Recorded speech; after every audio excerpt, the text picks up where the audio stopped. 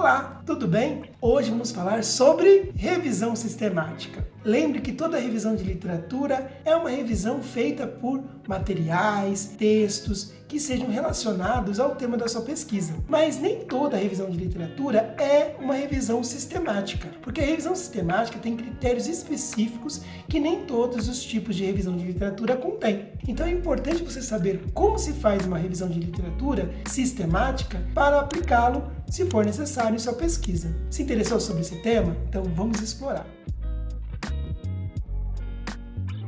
Eu sou o professor Marcos Costa e nós aqui da Metzer estamos ávidos para trazer mais informações para você. Então vamos lá. Como fazer de fato uma análise sistemática? A análise sistemática é a base de critérios para que você escolha os materiais a partir seja de um reservatório ou repositório de vários materiais, seja de pesquisas ativas de forma qualificada em fontes que sejam confiáveis. Essas fontes confiáveis, elas são geralmente teses, dissertações, artigos científicos ou outros materiais acadêmicos que sejam de autores, periódicos ou organizações de fato acadêmicas e validadas. Um exemplo, a universidade é uma instituição validada, que tem um corpo docente, que tem pesquisadores. E órgãos públicos, em geral, também são instituições validadas. O que não são instituições validadas, por exemplo, são órgãos privados que sejam de caráter empresarial ou mercadológico que não atuam como pesquisa direta de caráter científico. Muitas das vezes, por exemplo, outros materiais vindo de outras fontes, por exemplo, Wikipédia, não são materiais qualificados, principalmente aqui no Brasil, onde os acadêmicos, em geral, não observam com bons olhos esse tipo de fonte. Certo que, em alguns casos, há materiais validados e sim se encontra de fato boas referências, mas nem sempre isso é considerado como uma referência adequada para o trabalho científico. Observado isso, é importante se pautar também em uma sistemática para a coleta dos dados. Então vamos trazer um passo a passo de como fazer esse tipo de coleta de dados. O primeiro passo é elaborar uma pergunta que seja norteadora para o processo de coleta de dados.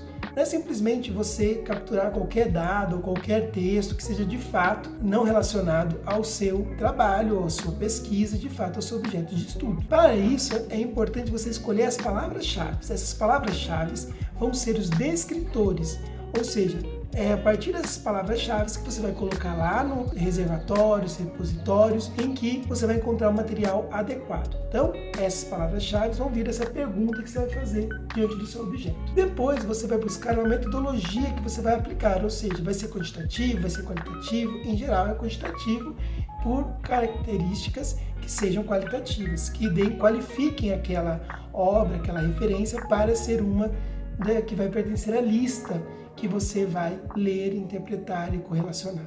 Depois você tem que fazer um protocolo. Esse protocolo tem diversos passos. A estratégia para a busca de quais são as referências, os critérios de elegibilidade, ou seja, é por tempo, é por espaço, é por quem publicou, é onde foi publicado, quais dados vão ser extraídos, é apenas o resumo, apenas o título ou o texto inteiro. As variáveis de interesse, você vai analisar só o tema ou todo o artigo, todo o texto. A forma que você vai analisar os dados, você vai ler só o título resumo mais o corpo do texto. E também a forma como você vai examinar as heterogeneidades. Observados esses aspectos, é muito importante que você utilize esse protocolo em todas as referências que você for coletar. Como eu disse, o outro passo é você buscar em fontes confiáveis, ou seja, repositórios que sejam de fato de fontes confiáveis, como universidades, instituições de pesquisa, centros de pesquisas, órgãos governamentais. E depois que você fez tudo isso, você vai fazer o fichamento dessas referências, em busca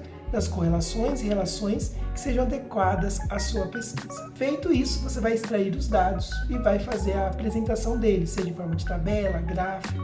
O que você faz nesse momento é a meta-análise, que é a relação, a correlação e a apresentação desses dados. E por fim, você vai escrever isso no seu artigo, na sua tese, na sua dissertação. Tenha também atenção à ABNT, que é importante usar as normas da ABNT. E para isso, nós temos a ferramenta da Metzer, que ajuda a formatação. Use a nossa plataforma. Vá no nosso blog, onde nós temos muito mais informações.